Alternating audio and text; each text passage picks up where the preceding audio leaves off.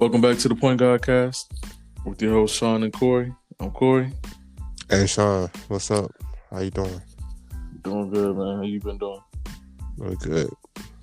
Good. Almost that time, huh? Yeah, can't believe it. It's almost that time, but it is. I can't believe it either. It seems like the season just ended yesterday. It did just end yesterday, basically. It's crazy that we are already talking about the startup of the next season that quick. Training camp already started. Yeah, which is it's gonna crazy to think about. And it's going to be like 10 days. Man, that is different times we live in there, man. That's all it is. Yeah.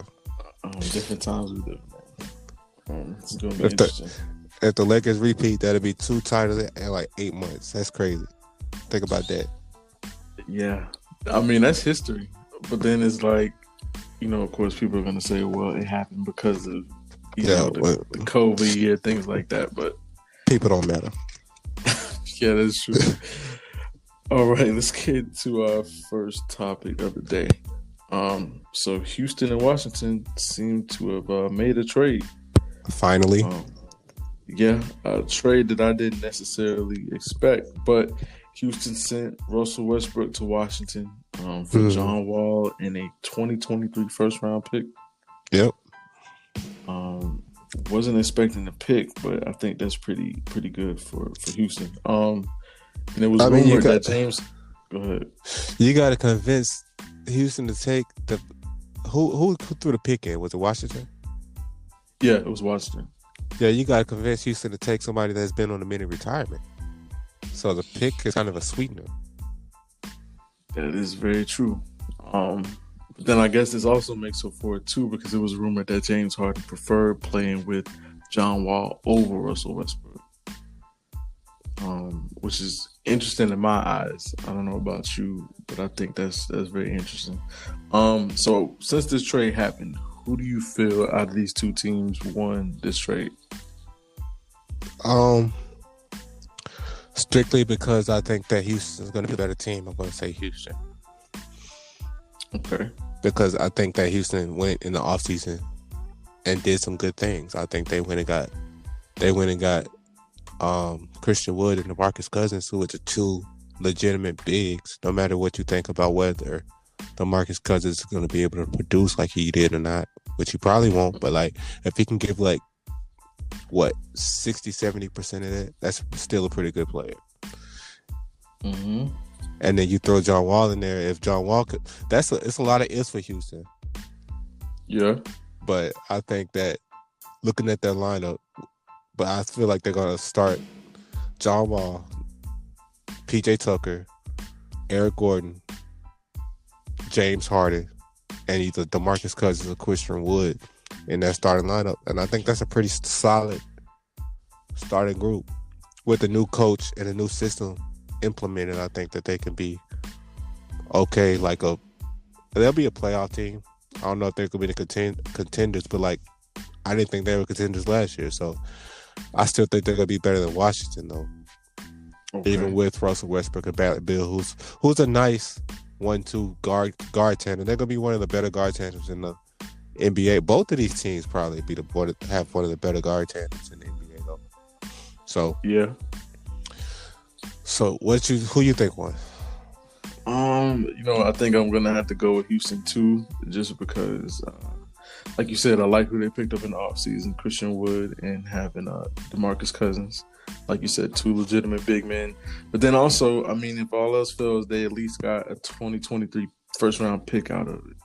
I think that's also, if Houston decides they want to rebuild, like if this don't work out with James Harden this year, or if before the deadline they decide to trade him somewhere else because he just doesn't like this new coach or this system, and then, again, like I said, they decide to rebuild, I mean, at least they got a pick to fall back on to do so. So I think that, and I also think that, one thing that James Harden has been consistent with in out west is, with the Rockets is, he'll make sure they make the playoffs. Yeah. So I feel like they have a more guaranteed chance to make the playoffs than the Wizards. But I do think the Wizards will also make the playoffs too. Hell yeah, the Wizards will be in the playoffs, especially in that conference. Yeah, exactly. I don't know if they'll necessarily be contenders right away, but I mean they'll be in the playoffs. But I just think if it comes down to it, I feel like the Rockets have a better chance to make it further in the playoffs than the Wizards do, even though the Wizards are in the East. But I do think this is also one of those trades that it's kind of like a trade for the sake of a trade. I don't think it really makes either team that much better than it would have been if they didn't make this trade. Yeah, I agree with that 100%. Yeah, it's kind of like they were just trading contracts for disgruntled stars. Pretty much. Yeah, pretty much. I mean, Russell Westbrook and John Wall are almost the same player anyway. It's weird that contracts are kind of the same. Yeah, and then the way that they both play is really kind of the same. Neither one of them are really shooters. They're both like pretty good playmakers. Yeah, I was about saying they both like to get to that basket. So, I mean, you kind of trade. You pretty much just trading personality at this point. Yeah. Maybe Russ's personality and the way Russ handles the game didn't really work and fit well with James Harden's game. Well, we need to talk about John Wall. We need to talk about this whole James Harden rather play with John Wall thing, because that's not a small thing to me. Like, what? How does that come to fruition? Like, that's a good question. Like, what made James Harden look at John Wall and be like, "This guy hasn't played in 2 years. I'd rather play with him"? I don't know. Only thing I can think of is, behind the scenes or after, after they got eliminated by the Lakers in the playoffs, after seeing the way that Russ played in the bubble, maybe James Harden was just like, this is not going to work in the long run. So I need something else. I think him and Russ are still cool off the court. He just realizes that the way Russ's game is set up compared to his just doesn't work. But so maybe he saw something. Go ahead. Russ can kind of say the same thing, though. Like, neither one of these guys are like doing pretty anything without each other. They didn't, like, you could say that James Harden has had plenty of, you could say that Russell Westbrook has had plenty of opportunities to propel himself into a championship level player with the type of teammates that he has. But you can also say that same about James Harden. James Harden has had the same type of players. That's true, because and James teammates Harden as Russell Westbrook has. Yeah, that's true. Go ahead, that's all. So who do you think? So it's kind of like, who do you blame in the situation? I guess, like, who is it? Like, at one point, do we sit here and say, okay, it's clearly James Harden, or it's clearly like Russell Westbrook? Is that kind of what you're saying? Yeah, like, at what point are we saying that? Like, we can't really say that definitively. Like, people are going to point to Russell Westbrook because, like, he had Kevin Durant for the longest. Kevin Durant didn't want to play with him anymore, went to Golden State, all this. Yeah. And then, you know how that went. And then Paul George, the whole Paul George thing. But you got to think about James Harden played with Kevin Durant too. They went to the finals and didn't do anything. Yeah. He played with Chris Paul, and he played with Russell Westbrook twice, two different stints. And he still hadn't made it past the conference finals either. They made it to the same level. But I guess it's because it's James Harden's Houston that they I don't know. I just find it weird that James Harden's like, I'd rather play with a guy that's coming off mini retirement than play with the guy that I already know. I mean, granted, I didn't think they would work anyway. I think they had a ceiling anyway, but, like, I don't think that John Wall and James Harden have a higher ceiling than Russell Westbrook and James Harden did. Okay. So like, who am I? So it's kind of like what you said earlier, is you pretty much feel like these trades didn't make either team that much better. They're kind of the same, right? Kind of where they were at last year. Yeah, but to answer the question, I still think Houston won the trade because I think they're going to be the better team. So, but then again, I feel like I'm going to be rooting for Washington more than I will be Houston. And it's not just because they're in the West and Washington's in the East. I'm a Bradley Beal fan. I want to see him do well. I'm ultimately a Russell Westbrook fan as well, and I want to see him do well too. And this also puts Kevin Durant and Russell Westbrook in the same division again, if you think about it. That's a good point. Not only the same conference, but the same division. They're going to be playing each other 5 times instead of 2 every year, which is interesting. That's a good point. Well, we'll see what happens. But you also kind of answered my next question was, will John Wall finally be that teammate that fits well with James Harden? But you kind of already answered that. No, No, no. not even a small chance. What's fit well with James Harden? What does that mean? The finals championship? Like, no. I don't Yeah. think that happens. Yeah, it's hard. It's hard to say, man. It's just the way that James Harden set up. He likes creating his shot. You don't really have to create. I guess if he was one of those players where he got his buckets by you creating for him, then maybe John Wall would be that teammate. But since he likes to create his own shot, it's hard to say. You know. James Harden, yeah, he's the de facto point guard. He's like a poor man's LeBron James in that sense, where he's going to dominate the ball. He doesn't really need another ball handler. Yeah. Like James Harden could play. James Harden could be the point guard of that team. Yeah, of course. I mean, granted, they won't be any much better, but like his production is going to be different. That is true. But another thing, but his production is going to be top tier anyway. But oh yeah, his usage, of course. That's just his usage. Game. Yeah. But what we do got to take into consideration is he does have a new head coach and a new GM, and especially with this head coach and him bringing in his own offense, things could change. Maybe he could make sure that the way they run their offense, the ball isn't in James Harden's hands so much. And how does that? Okay. I mean, I don't know. I'm interested. It's interesting development that I want to see shake out. Yeah, it'll be interesting to see. It'll be interesting to see who does better at the end of the regular season. Now, of course, they are in two different conferences. One is in the West, one's in the East, and I get that. But I still want to see who maybe comes out with the better record right before the playoffs. That is what I do want to see, and who looks more cohesive by the time the playoffs come around, whether it's the Rockets or whether it's Washington. But what does Washington? What else does? I just like Houston's line. The rest of Houston's lineup better than Washington because for sure. What else do they have? They have Thomas Bryant, Rui Hachimura, or Hachimura, whatever how his name. How do you say his name? Hachi. I thought it was Hachimura, but it's hard to say his name. But he's young. And then he's they got Davis. But he's young. They got Davis Bertans. That's probably going to round out their starting lineup.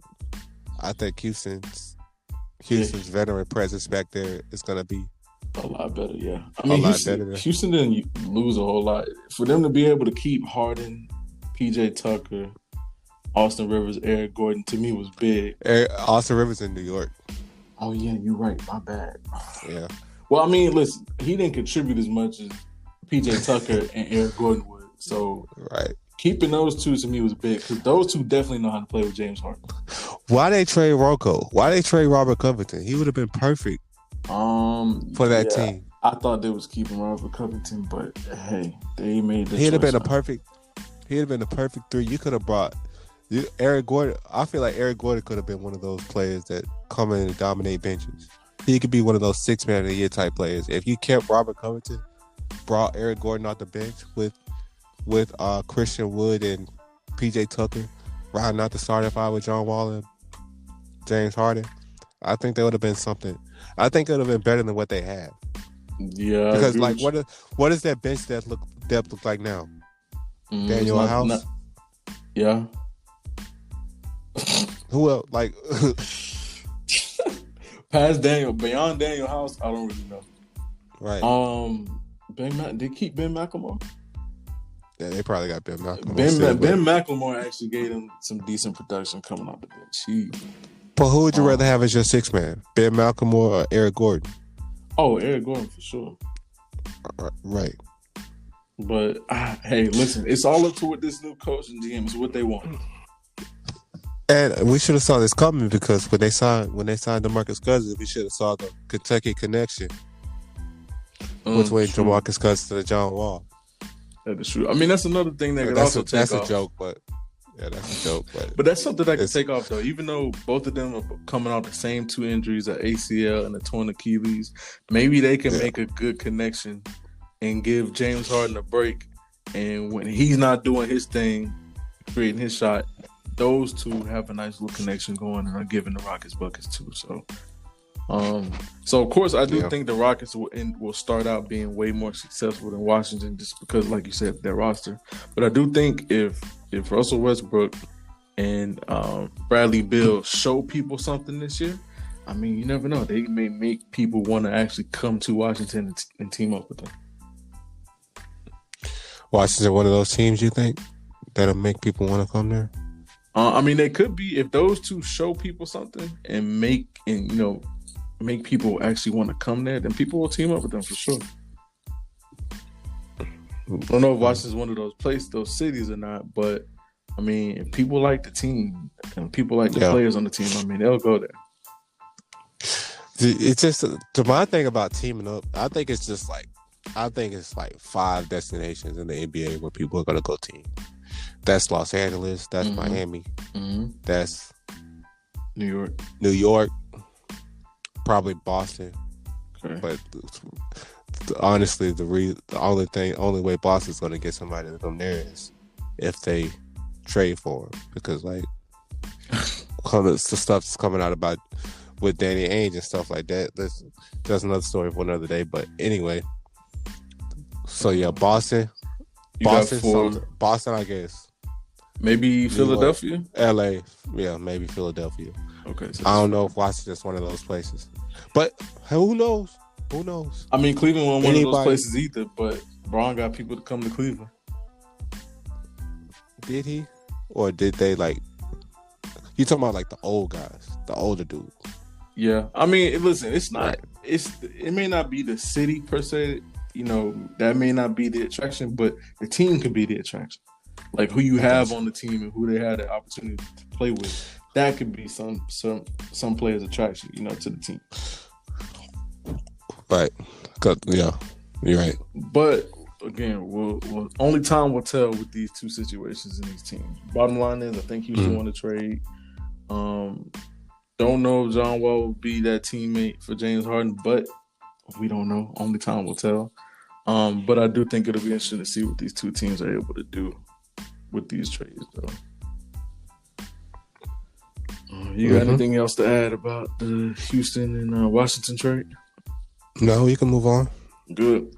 Okay, next topic for the day. The Lakers were able to get Bron and AD to sign new contracts. AD signed a 5-year, $190 million max, and Bron signed for 2 years, $85 million, which I thought was really interesting. Underpaid.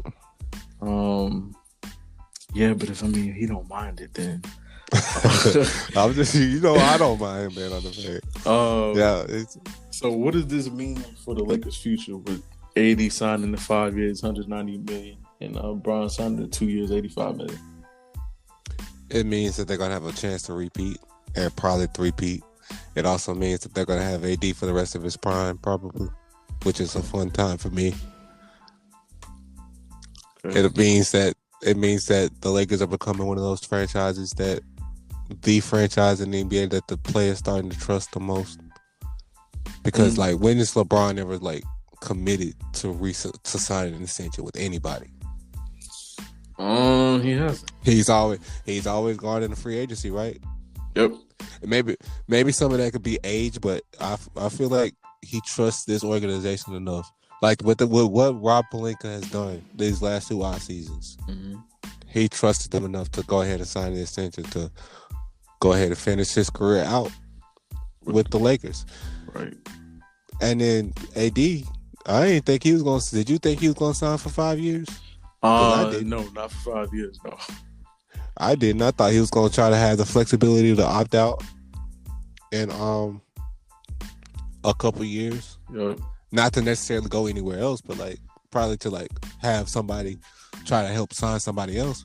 But apparently they don't think they need that, because now with them re-signing like that, that kind of kills any flexibility they have to go after anybody in 2021, like Giannis Antetokounmpo, which is fine with me. I mean, I'm just you give me Anthony Davis and LeBron James for the next 3 years. Yeah, and then you build around them like you have, especially this season. We good, I think. Yeah. What you think? To me, it just showed that these two really trust this organization in that front office. Yep, that's what I said. And That's big because to me that'll show other stars who are looking for a destination that the Lakers front office has It's back. has what you need. Exactly. They're back and they have what you need and they'll get you what you need. And you can trust them fully. They take care of the stars. Exactly. And that's a good thing. Not only is LA like a city where players want to be, but people also want to play for the Lakers organization. People want to wear that purple and gold. Clearly, LeBron wanted to wear that purple and gold. So he came.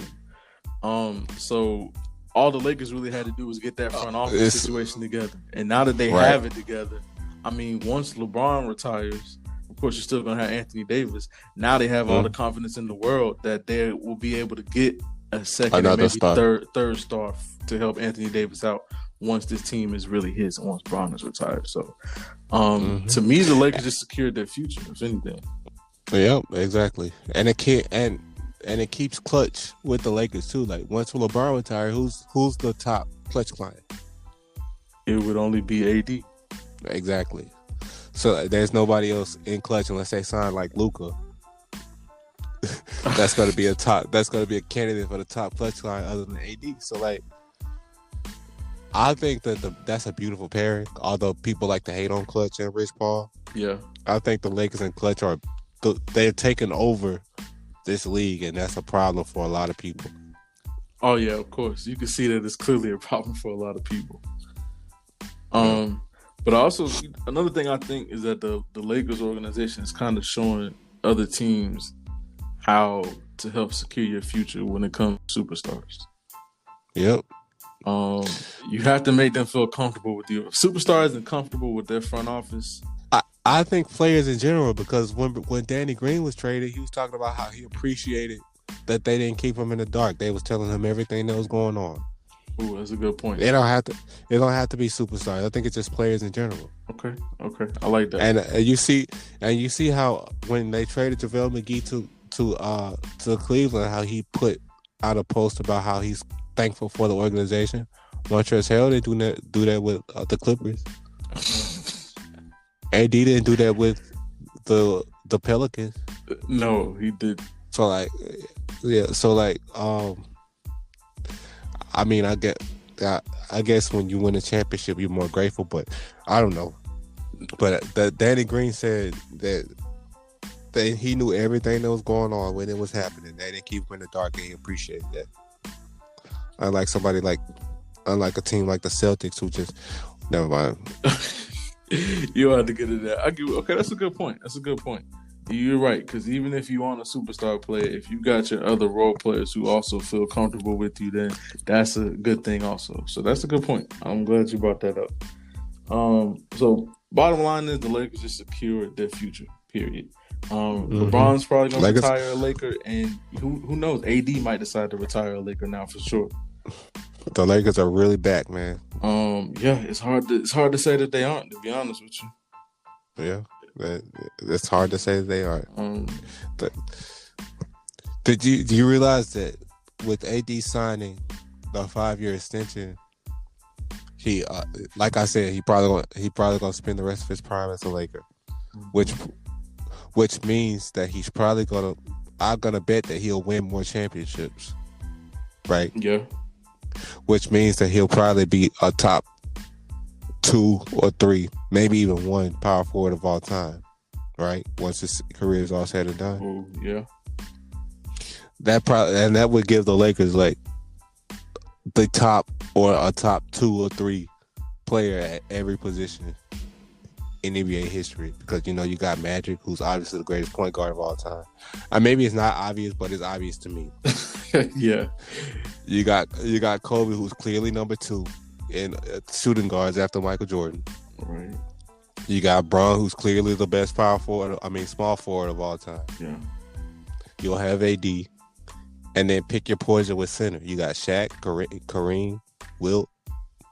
Wow. Yeah. Only thing missing over there is Bill Russell. Wow. Like that's all. Those are the only centers you talk about when you talk about the greatest. You talk about Bill Russell, which is deserved. You talk about Kareem, Wilt, and you talk about Shaq. Like, who else do you think about when you think about center? I mean, people put Hakeem up there too. Hakeem. Oh yeah, Hakeem. My Yeah, bad. Hakeem. yeah. People put My Hakeem up bad. there too because his skill was just I'm unmatched. sorry. I'm sorry, Hakeem. And then you also gotta think about no matter how you feel about the guy, Karl Malone also played for the Lakers. True, and I mean, Karl Malone is top 3 in points, so it was his later years, but still. Anyway, like I was saying, like they're gonna have a top 5 player in every. They already have probably a top 5 player in every position, but they're gonna have like almost the best player in every position. Which that is something that's crazy to think about. But I mean, again, but see, it's little things like that too that also make people want to come there and try and be a part of a legacy like that. See what I'm saying? It also scares people off depending on who you are. Well, true. Again, it depends on who you are. You're right, because I mean that could have scared Braun off, but that didn't scare him from coming to LA. Even though people were trying to tell him that like LA will forever be Magic and Kobe's, city. I mean, he came in anyway. Yeah, came there anyway. Got them a chip in second year. And I think he's a part of that now. Yeah, of course. And if he didn't win, like obviously that it was never gonna be like that. But he's a part of that Laker lore now. Yeah, of course. And I'm saying that as a fan. Yeah. But he also showed people that like you don't have to be afraid to go somewhere and try to build a legacy for yourself in that city. Yeah. You'll never know unless you try. Yeah. And I mean, he did that. He's able to do that. He's doing that now. So that's big. So bottom line is, I think the Lakers organization just it pretty much to me show people how it's done.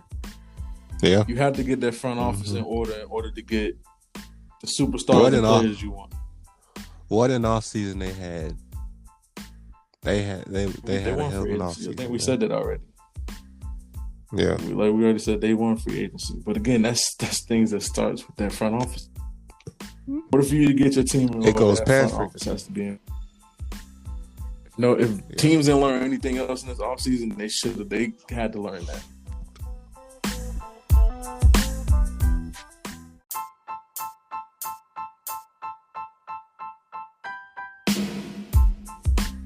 Okay, so for our last topic of the day. We got to talk some more about the Clippers. I know.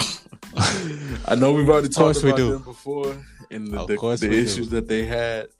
But a couple of new issues came out through the Athletic a couple of days ago. Couple issues that I thought was interesting. So, of course, one of the last major issues that we talked about was Kawhi living in San Diego. And with him living in San Diego, having to travel to LA and be on team flights. And being late, to team flights and things like that, making the team, late for takeoff to go to other cities and things like that. So another couple of issues, which also with these new issues that came out, I think it's interesting that the Athletic and these players who claim that these issues are true, because of course this is all speculation. We don't really know if this is true or not. They decided to include Kawhi and Paul George on these, compared to last time it was just all about Kawhi. So I think that's interesting. So it says Leonard and George were the only players to have their own personal security guards and trainers. Leonard and George had power over team practices and travel schedule, leading teammates to believe Leonard canceled multiple practices. Leonard and George typically didn't speak to the media until at least 45 minutes after games concluded. This usually resulted in their teammates speaking with the media first and for a longer amount of time, essentially becoming the public voices of the team. And the last thing was teammates also believed that Leonard and George were able to pick and choose when they played. Not only did they sit out games entirely, but also at times they accepted or declined playing at times in the moment. So it was really interesting. That very last point about picking and choosing your playing time, I feel like almost every NBA superstar kind of gets that. Don't know if some people consider Paul George a superstar still or not, but I feel like that's a superstar thing. I'm just saying. So I feel like that one is kind of hard to complain about. Like, as long as they played in the big moments of big games, does it really matter? But everything else is kind of valid. I think it's weird that they were the only players who were allowed to have their own personal security guards and trainer. As an NBA player, I got the money to be able to pay for my own security and for my own trainer. So why can I not have that? Yeah. I mean, are the Clippers providing security for players and providing trainers for players, or what? I don't understand that. It's the Clippers, man. The Clippers. It's the thing about this is like it just validates the difference between the Lakers stars and the Clippers stars, right? Yeah, because if you think about it, the Lakers stars are all inclusive. I feel like the rest of the teams feel like they are a part of that team instead of like them. And it's like, you know how it's like David Ruffin and the Temptations. Yeah, I feel like the Clippers felt like it was Kawhi Leonard and Paul George, I guess, and the Los Angeles Clippers. Okay. And the Lakers feel like it's the Los Angeles Lakers, right? Right. That's why their chemistry was enough to win championships. Like Jared Dudley would say, if one person goes to the movies, everybody goes to the movies. They're having Madden tournaments in the bubble. They're doing things as a team, and I guess the Clippers didn't do that. And I feel like the way Montrezl Harrell left without telling anybody, I feel like that validates that the Clippers were not that, and that's why they weren't able to overcome what they needed to overcome, because they had the talent. They were a better team. They were a better put together team than the Denver Nuggets was, right? Yeah. And they supposedly had the two better stars in that game, right? In that series, and they weren't able to put it together because, like you said, they weren't playing together. They weren't practicing together. They thought that they could just turn it on whenever they want to. They traded themselves like they had already won a championship. And it just man, I don't know. It's what you think about it, because I don't know what to say about them at this point. I think that, I mean, these are the factors that led up to, you know, the meltdown that they had versus Denver.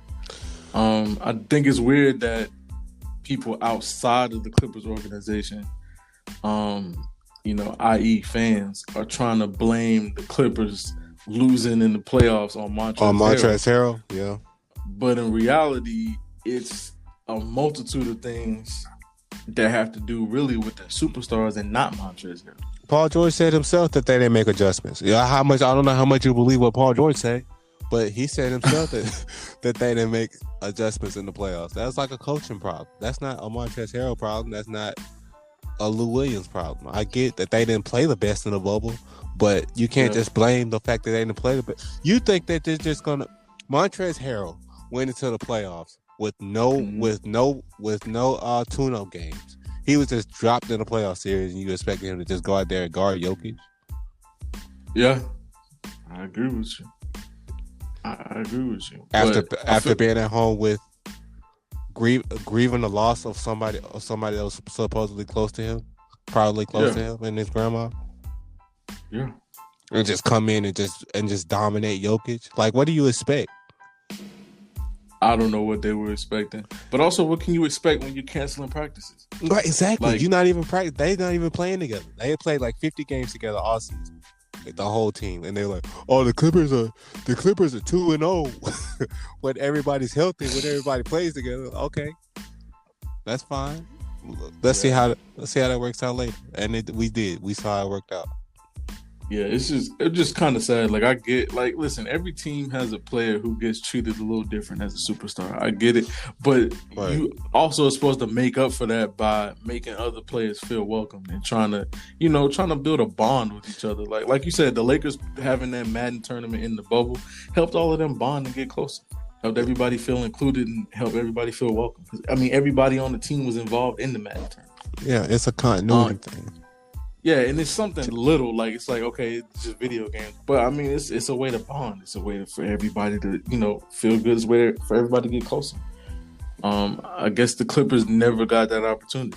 And like you said, the their leadership is if the players like Lou Williams and Landry Shamet and Montrezl Harrell feel like they're the voices of the team, that's a problem. Shouldn't it be the guys that's making the max money to be the voices of the team? Yep. I mean, I guess Kawhi Leonard is going to get a pass forever because he's passive and quiet. But like, you supposedly have another guy there that could do that type of stuff, but he ain't gonna do nothing but go there and lie and make excuses. Yeah. I'm sorry. I'm gonna get off Paul George. Go ahead. No, I get what you mean. I just don't think it's fair to sit here and blame the people that spoke their minds about how the team was when you hear about situations like this. Mm-hmm. See what I'm saying? Like, there's nothing wrong for speaking up for yourself and, speaking out about the issues that the team has and letting the team know, like, what we failed at. You know what I mean? Yeah. So I think that canceling practice thing, that's huge. Like, that's your time to get to know each other's games. Like, it seems like the Lakers have really competitive practices, and they should. They scrimmage all the time. Yeah, and not just the Lakers, like other teams too. Like you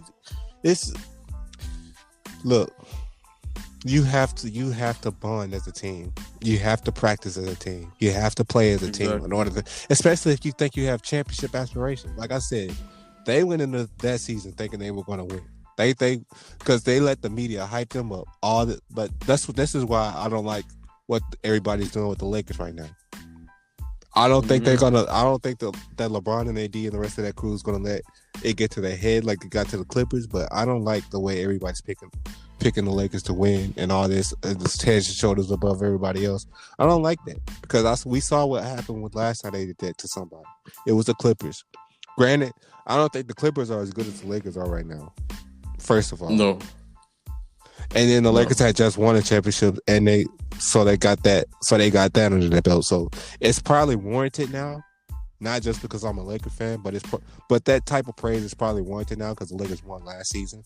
But I still don't like that they're getting treated like they are the one. Like we don't need to play the season, but right because we saw how they worked out for the Clippers. Well, like you said, that goes back to leadership, though. LeBron don't care if you come in hyping up his team or not hyping up his team. He knows at the end of the year, they got a mission, and that mission is to win a championship.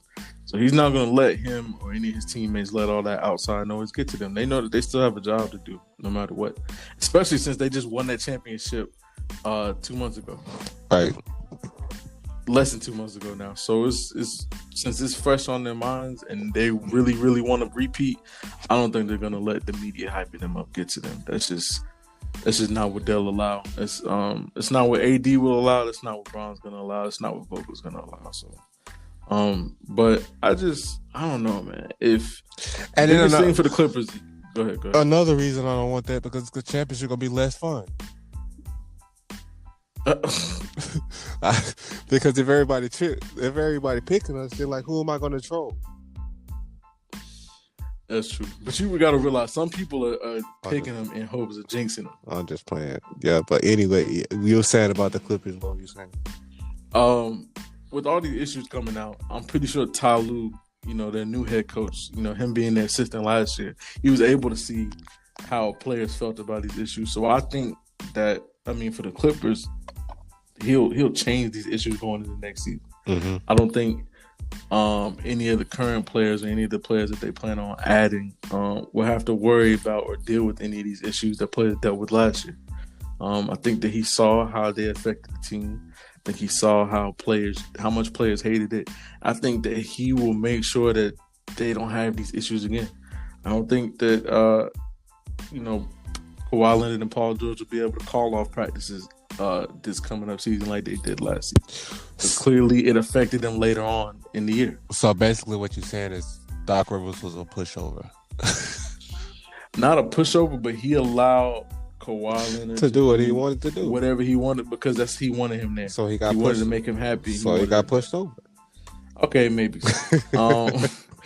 But I don't think. But listen, it hurt them in the long run. Yeah, exactly. They had to find it out the hard way, right? Yeah. So I think that Ty Lue saw that, and that he's not going to allow that to happen this season. Hopefully for them, they learn from that mistake. I guess. I think they did. I think they did. I mean, only time will tell, but they still need a leader on that team no matter what. They supposed to have too. They don't though. I mean, it's clear like Kawhi Leonard and Paul George are not going to change the way they are. They're just not those type of people. So they still need a leader on that team. To be honest, I mean, your head coach can be that when your players don't want to be, but I don't know. We'll see. I mean, their biggest hope is that they've learned from their mistakes last year. Right. That's the Clippers' biggest hope, is that everybody on that team, the players and the coaches, have learned from all the mistakes last year, and they go into this year deciding they're not going to make any of those same mistakes. Mm-hmm. If they don't, they're going to be right back in the same position they were in last year. Just being honest. Yeah. But yeah, I just wanted to bring out those points. I thought those points were really interesting. Yeah. Hopefully, this is our last time talking about them until the basketball games. Until the games start. Yeah. Oh yeah, for sure. Yeah, it'll be the last time bringing them up until game time. But that security and trainer thing is really weird to me. Yeah. Like, you can't tell me I can't have my own personal security guards. I'm just saying, if I can afford to pay for my own personal security, then that's what I'm gonna do. You know what I mean? Yeah. That's a weird one. That's controlling way too much. I don't know how anybody wouldn't be mad at that, because you got people like LeBron who got his own security, Anthony Davis got his own security, and I'm pretty sure other Lakers players got their own security. I'm pretty sure like Kyle Kuzma. I'm pretty sure John Wall. Yeah, like all of them got their own security too. Like every NBA superstar got their own security. Period. You don't have to be a superstar to have your own security. You can pay security with not superstar money. Like, I don't get. True, with the veterans minimum, yeah, you can probably pay security on a rookie contract. Right, exactly. So like, I don't get the whole Clippers restricting players from having their own security and trainers. That's crazy to me. I mean, I guess you would want the team to use the team trainers, but security. I mean, if your team trainers aren't good though, then or they're not helping me do what I need to do, then I need to get my own. Yeah, you're right. So that to me is really weird. Like, that's very controlling. Yeah, that's very controlling. Hopefully, that's a little too controlling. Hopefully that part ain't true. I hope it's not, but it could. Like, you're trying to control your players like that. That's a problem. Yeah, and maybe it's not just the Clippers. Maybe it's just the Clippers players that's talking too much. I don't know. That's a good point. I don't know. That is a good point. I hope that's not the truth though, because that one is, to me, is too much, way too much. I do think the media thing is interesting, because that's not something you really think about. Yeah. Like, I never really thought about the fact that Kawhi and Paul George don't talk to the end, but they wait so long that they get the least amount of questions asked by the time they get up there and speak to the media. I didn't know about that, and I didn't really think about that either. But my whole thing is, out of all the top duos in the NBA, LeBron and AD, Dame and CJ, Steph and Clay, Kyrie and KD, Kawhi and Paul George, Jimmy and Bam, Russ and Bradley Beal, Harden and Wall. Ew. Where do Kawhi and Paul George lie on the people, on the who you'd like to play with, or who you like as your duo? Who I like as my duo? Well, a couple of those duos are kind of new going into this year. Chris Paul and Devin Booker. Yeah, see, a lot of these duos for this year are new, and we haven't seen how they play together, so I don't know. I'm talking about, like, take everything into account, not just on the court. Like all the stuff we talk about with the Clippers, take all that into account too. I mean, they at least top 5 for the regular season. Yeah, for the regular season. Jokic and Murray too. Oh yeah, I forgot about Jokic. They still probably top 5 until they really prove otherwise. Listen, it was their first year together. Kristaps and Luka. See, like, it's now you trying to. Now you make me feel like, okay. How about this? I always give people a pass for their first year together, because they got to figure it out. Okay. Now I'm not saying that those two were good enough to just win a championship in their second year. They could be, but I think that team just lacks too much leadership for them to be able to do something like that. I'm doing all the time. I'm taking them third. I'm doing all that. I was just asking. Oh, you Yeah, asking? I got them I in was my taking top the five. third. To be honest with you, they're top five because they're two of them are so talented. I might take them fourth Man, because I'm taking LeBron and AD obviously. Oh yeah, they number one. Steph and Clay because they won too. Yeah, and then probably Kyrie and KD. Maybe I gotta see them play together though. Yeah, but then I like Luka so much. I might take Luka and Kristaps just based off of how much I like Luka over Paul George. Okay, and then take the Kawhi and PG like fifth. I'm taking them fourth. Luka, I can't because Kristaps ain't that yet to where I could just take him. If Luka ain't enough to overcome Kawhi and PG for me. Okay. So I'll take him fourth. I think Luka and Kristaps to be fifth. Okay, that's a fair assessment. It's hard to disagree with that. It's a fair assessment. I don't know. I think again, their only hope is for them to learn from their mistakes from last year. Yeah. If they don't learn from those mistakes from last year and they continue to do the same thing, it'll be a wrap. Mm-hmm. They'll lose in the first round this go around. Like they gotta fix those chemistry issues with players and gotta, get that camaraderie with their team. And they still have that ball handling, playmaking point guard that they needed so bad. So they're gonna have to overcome that too. Yep. If I was them, I'd just play Paul George at point guard. I mean, that might work, but I don't know. We'll see. This is another one of those situations. Time will tell. Period. Yeah. Time will tell. We'll see if they learn from their mistakes or not last year. So. Anything else you want to say?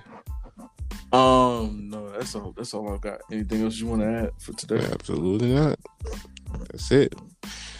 All right. This has been another episode of the Point Guard Cast. You can follow us on Instagram and Twitter and Facebook at The Point Guard Cast. We'll see y'all next time.